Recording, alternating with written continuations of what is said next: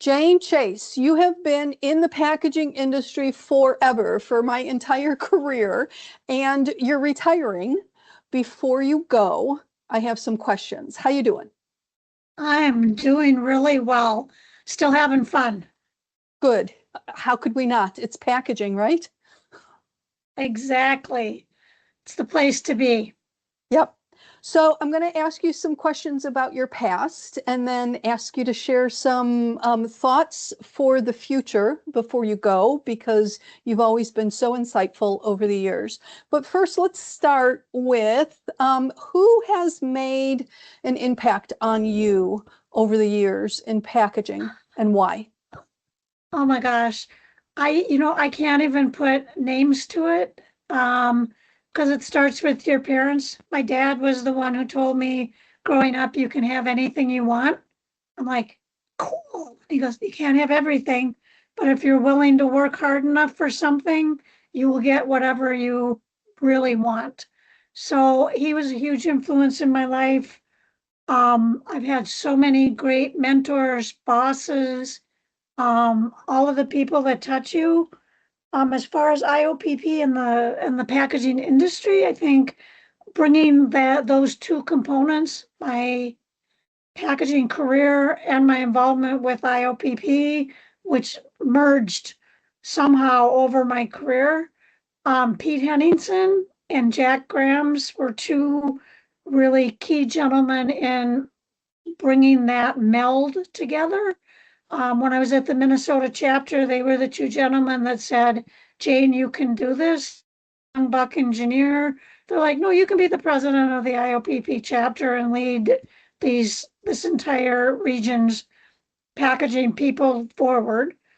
So they were really key. Pat Fari.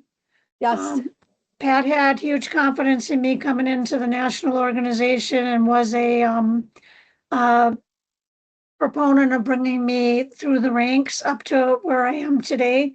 So I give a lot of credit to Pat. Again, confidence in what you can do and what you bring to the party is huge to a woman in packaging. To have that confidence instilled in you. And I wouldn't have been able to do what I do all through my career without my husband, who selflessly let me be me. So, and some people in the world don't even believe he exists. That's how supportive he is. One of the meetings, I thanked him and I'm like, and now for those of you who don't think he's real, there he is in the audience. So, nope, he's been huge. Well, we are blessed to have some supporters that really do make all the difference in the world in letting us give to the packaging industry like we have. I'm lucky that way as well. So thank you for sharing that, Jane. I know over the course of so many decades, there's so many people, but thanks for pointing out just a couple. I am going to ask you about today's leaders. Who do you think are the leaders like yourself who are going to take us forward from here? Do you have any people in mind, specific people in mind?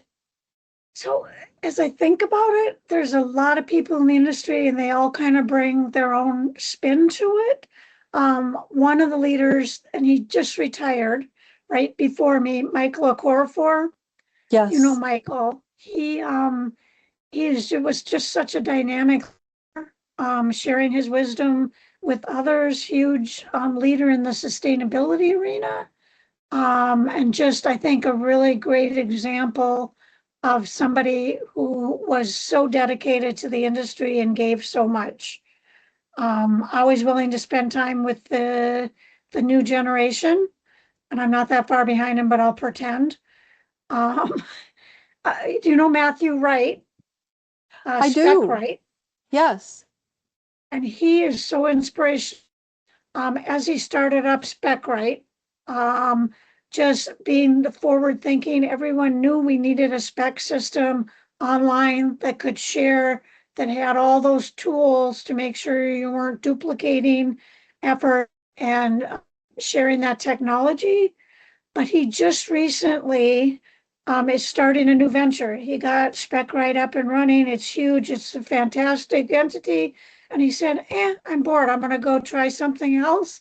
And I don't know if you know, but he started up Forest Packaging. Oh, And it's no, a I didn't. huge new venture. You need to talk to him.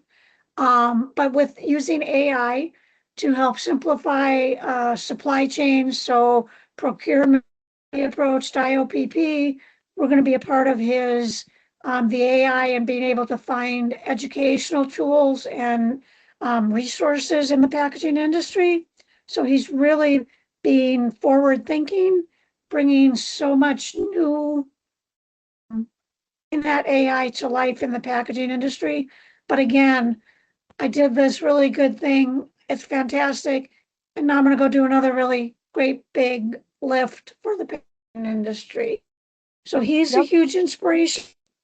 Um, and Luciana Pellegrino from WPO, being a female leader in the World Packaging Organization, was very inspiring after years and decades of male leadership in that organization. She's just brought really great new insights to the organization and is bringing it to a really good place. Yes, I know her through the International Packaging Press Organization, IPPO, IPPO, which is a little bit different than Institute of Packaging Professionals, IOPP.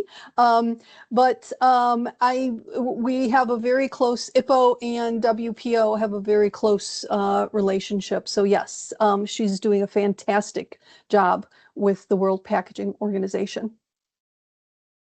She's awesome. I mean, there's so much, you can spend all day going through the list of the people that you admire in the industry, and you're going to miss somebody.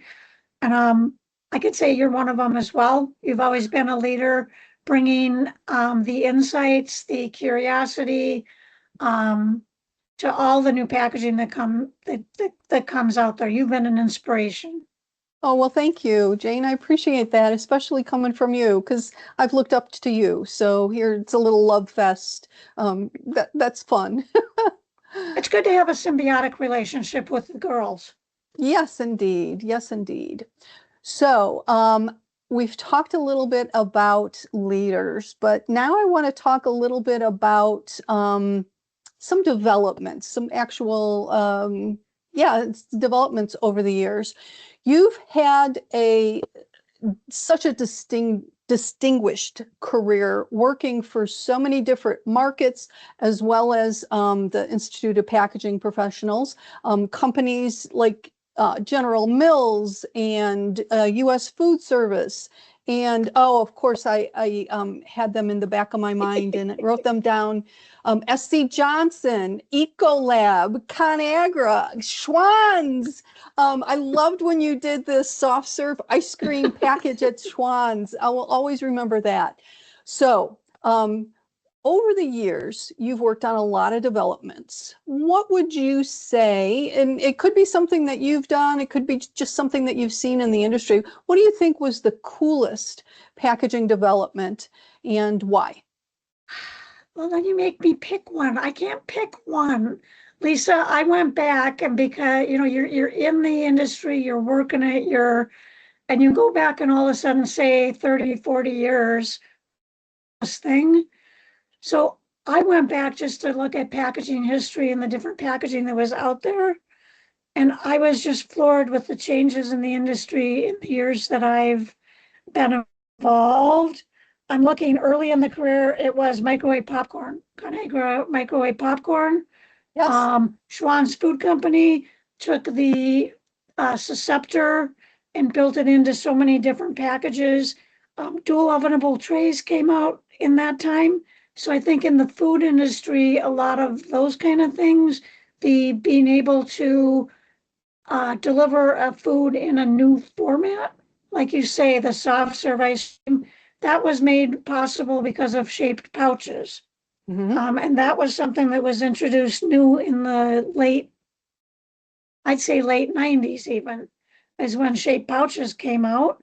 Bag and box when I was at SC Johnson, wax, a new way of delivering product. replaced 5-gallon high-density polyethylene pails with bag-in-box, which was the early machinations of pouches. So, there's so many. I think the ice cream one was one of the funnest. Yogurt in a pouch. I mean, packaging enables so many new. I always tell the people, my peeps, when they were working with me, packaging it's got all that technology behind it, but at the end of the day, what product developers are looking for is a new way of delivering a product. Yogurt had been out there forever. Now we're going to add protein to it. Now we're going to have a new flavor. Now we're going to, when you can find a new way of delivering the product, that's the winner on a packaging perspective. And that came out at a perfect time too. Some of it is timing as well. A development can be a little bit too early as well as being a little too late. But the yogurt in a tube pouch was perfect timing as the on-the-go movement was really ramping up, and it was targeting it for school lunches. It was just brilliant. It was just brilliant all the way. Well, and when you say the timing, that's everything. At General Mills, I looked through old files when I got there. They had the idea for Pop-Tarts long before Pop-Tarts were Pop-Tarts. But they couldn't come out until the consumer was ready for it. And Kellogg's just right product, right time, right consumer. So you're absolutely right. Okay, so we've talked about a couple of really cool developments in the industry, but I do want to ask you, what are you most proud of yourself? And it doesn't have to be a development, but what do you feel has been your greatest professional accomplishment, and why that? So you can develop the coolest packages. You can become a CPP, a College of Fellows, a packaging Hall of Fame, whatever. And people say those are accomplishments. When I Which look you back, you are a Hall of Famer, Jane. but once you become a manager or a leader, it's not about you. If I had an accomplishment out there, I would want it to be that the people that I worked with, the people that worked for me, with me, got something from me that helped them in their career, a piece of advice, that whole confidence, pushing them to a place they didn't think they could go. And they got that sense of accomplishment that I didn't think I could do it, but somebody had the confidence in me, and I accomplished something because of that confidence someone had in me. So it'll be the people that I've had any touch point on that helped them in their career.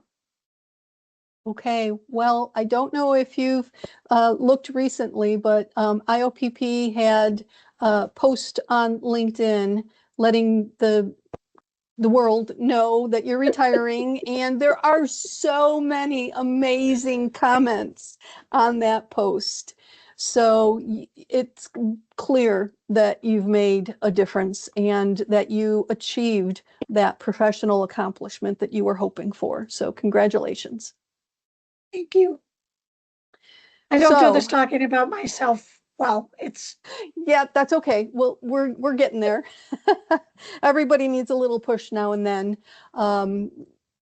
But so over the years, as I have already mentioned, your insights have been dead on, whether it's noticing something that's unique in the industry that should be supported, or pointing out something that maybe isn't quite as good as it could be, and helping to make it better, to make a change.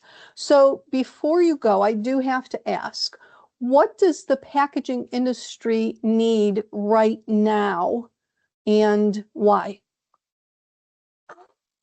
I think the one, and I can give you a couple, but the one that I think is really, really key right now is the development, passing of the torch, bringing up of the next generation of leaders, to be really broad thinking.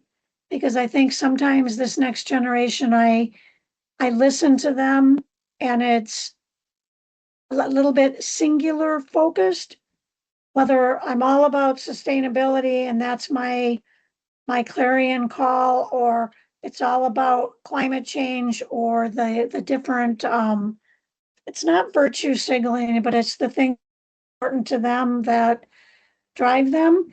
And I think you need to get these new leaders to open up to, when you and I talk, we know the whole breadth of the packaging industry, and just being a little more broad based. That's not the right word, but help me with the words because that's your forte. I think what you're saying is to be good in packaging, you have to understand as deeply as possible how packaging connects to everything that it connects to, because it connects to so much. It connects to supply chain, it connects to marketing, it connects to operations and production and safety and just about any department in a company that produces a product, packaging connects to. And I think I agree with you 100%, Jane. I know that there is so much value in having a depth of knowledge in a particular area. And you kind of need to focus in an area to be able to get that depth of knowledge.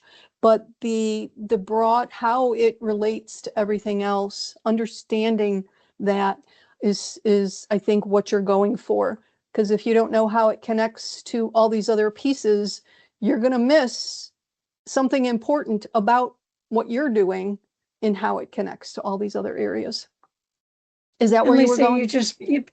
oh, you put it in my head because this is where I get in trouble, because I define packaging as the hub of the wheel that connects all of those pieces. And that's what makes packaging so valuable.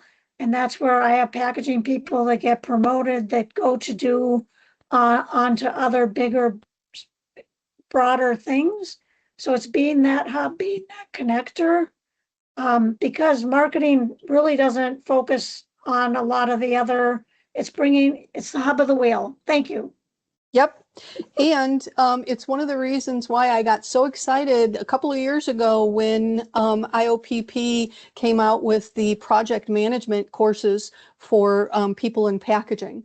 And did we ever do an article about that? I'll have to go back through I'll have to search on the website and see, because I know I wanted to, and I think we did. So I'll try to look for that.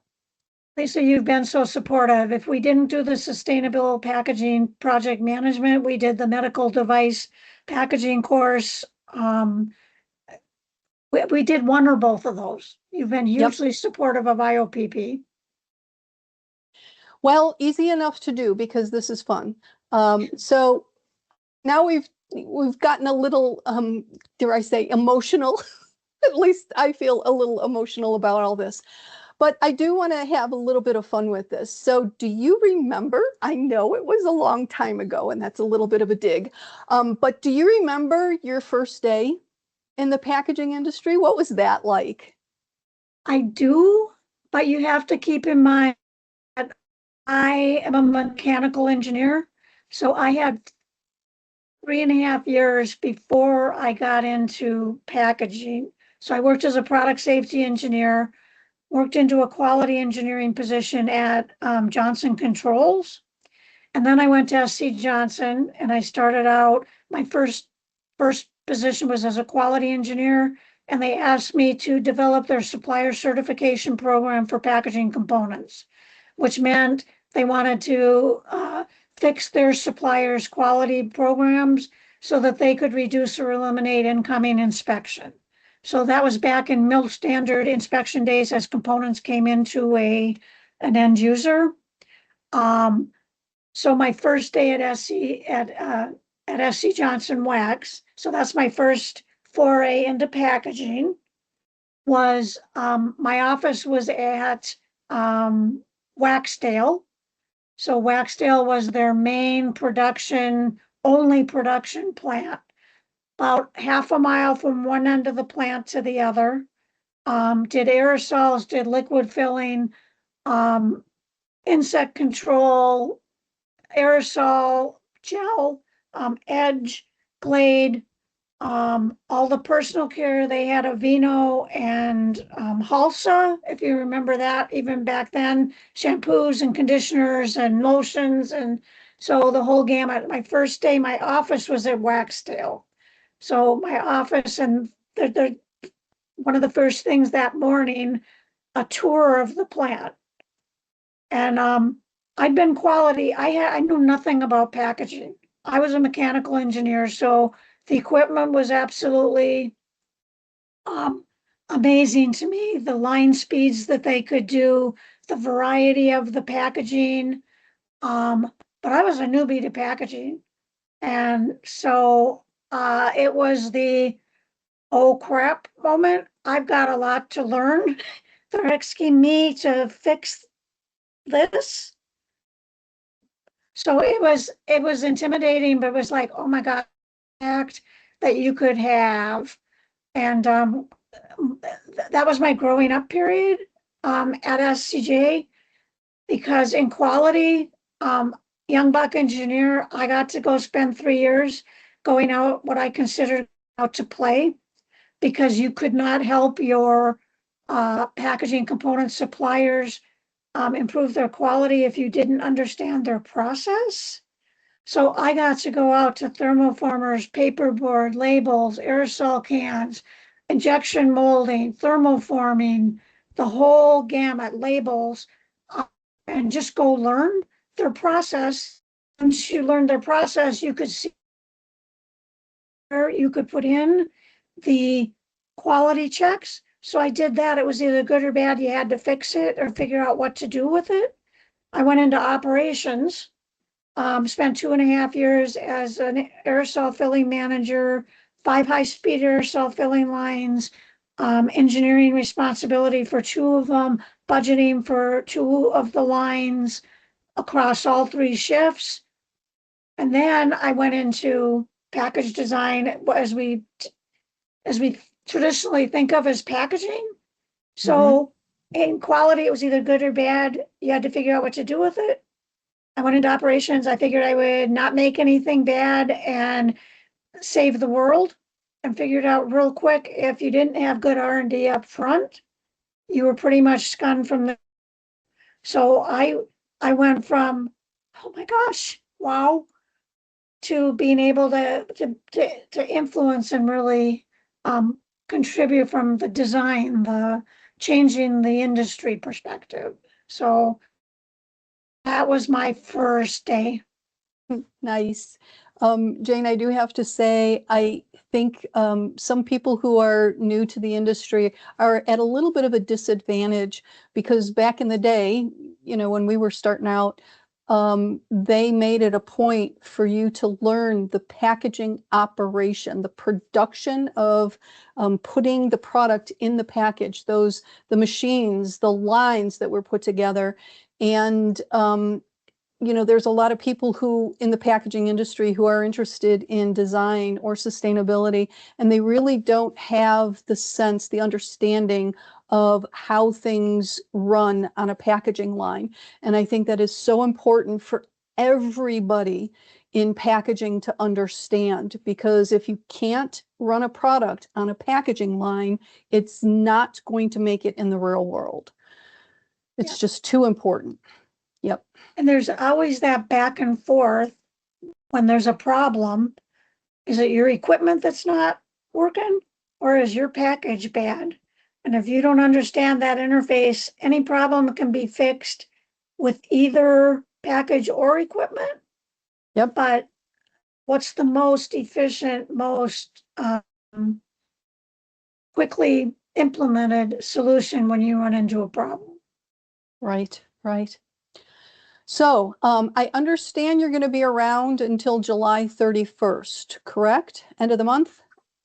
Correct. I'm in the throes right now of transitioning in the new leader. And Okay, he'll be announced the 14th of July. That announcement will go out, but I'm okay, already working with him behind the scenes, and then I can get him out there the last 2 weeks. He'll be one of the people he meets with. great, wonderful. Looking forward to it. So looking forward to it. Okay, so we talked about your first day. What are your plans for the last day? And before I forget, I also do want to say, even though technically you're retiring as of July 31st, um, IoPP is going to recognize you and celebrate you during PAC Expo in October this year at the after the Ameristar Awards, which is going to be on October 20th. So this is kind of like an open invitation for people in the industry to come celebrate with you, as well as celebrate all the amazing developments that are winning Ameristars this year. But okay, so last day, what are your plans? So my last day, um, the so they've actually held an IOPP board meeting, 4th and 5th of August, out in New York. So I will be able to spend time with the team and Okay, the board in person for the last day. So I'm expecting there'll be a lot of hugs, a lot of stories, and a lot of reminiscing. So it's very nice that they've done that. And it's going to be a 2-day board meeting. And the first day, I will do a retrospective on the programs and where we're at mid-year. And then I'm hoping, my vision is to have the new leader up to speed to do a brainstorming, strategizing, putting his spin on where IOPP will be set to move forward. And it's good that we're going to have that month because I can give him the history and the tools, and then he will have the opportunity to put his thumbprint on it right from the get-go. okay, so that's your sayonara to the packaging industry. As you go into retirement, what are you going to be doing in retirement? Because your LinkedIn profile still says that you have a consultancy, Chase Packaging Group LLC. So what are you going to be doing in retirement? I have no LLC plans at this point. That doesn't mean the Okay. right opportunity wouldn't present itself for a consulting gig. I'm open to that. But I'm getting my golf game up to speed. I live in South Carolina, right by the North Carolina border. So there are mountains and waterfalls. I've started doing 2 hiking groups, one with the girls, one co-ed. So hiking, golfing. I have a trip planned with the daughters, but it'll be right before PAC Expo in October. We're going to southern France for a week. Uh, we're going to go to Provence, and it's a boutique tour where you go, you stay in a wonderful little B&B, and you do side trips out, day trips out, a lot of them walking. But they'll let you ride if you can't. But the girls and I will be doing a lot of hiking and exploring in lavender country in France in October. Any last words before you go? Is there anything that I haven't thought to ask you about that you'd like to share? Nope. Packaging rocks, bring the next generation up and keep it going for another 30, 40 years.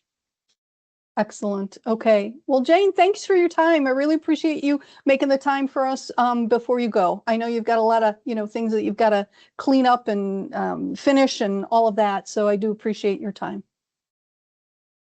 Awesome. We'll see you at PAC Expo. Definitely.